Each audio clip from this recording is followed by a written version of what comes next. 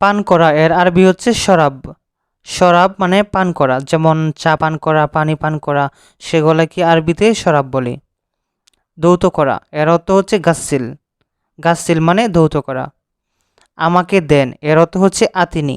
আতিনি এর অর্থ হচ্ছে আমাকে দেন। দরকার অথবা প্রয়োজন আরবিতে বলে আবগা। আবগা মানে দরকার অথবা প্রয়োজন। দোকান এর অর্থ হচ্ছে মাহাল। মাহাল মানে দোকান। অন্য দোকান এর অর্থ হচ্ছে মাহাল তানি। তানি এর বাংলা হচ্ছে অন্য। মাহাল তানি মানে অন্য দোকান। দাঁড়িপাল্লা আরবিতে বলি মিজান। মিজান মানে দাঁড়িপাল্লা। ক্রেতা এর অর্থ হচ্ছে জাবন। জাবন মানে ক্রেতা। অবশ্যই এর অর্থ হচ্ছে লাজিম। অবশ্যই অথবা বাধ্যতামূলক এর আরবি হচ্ছে লাজিম। নিশ্চিত এর অর্থ হচ্ছে আকিদ।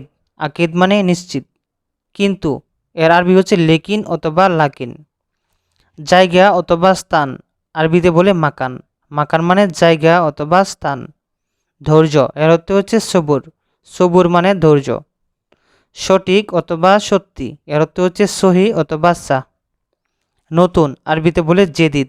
জেদিদ মানে নতুন। পুরাতন এর অর্থ হচ্ছে গেদিম। গেদিম মানে পুরাতন। শেষ অথবা সমাপ্ত আরবিতে বলে আখের। চিঠি অথবা বার্তা আরবি হচ্ছে রিসালা।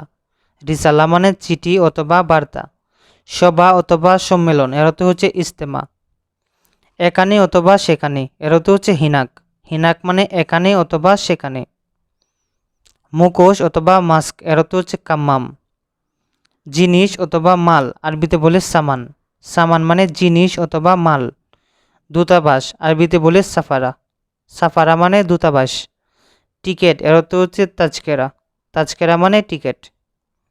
ড্রাইভার অথবা চালক আরবিতে বলে সাওয়াক। যে কোনো ড্রাইভারকে আরবিতে সাওয়াক বলে।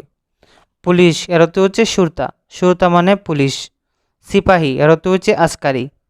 আসকারি এর অর্থ হচ্ছে সিপাহী। দারোয়ান মানে হারেজ। হারেজ এর বাংলা হচ্ছে দারোয়ান।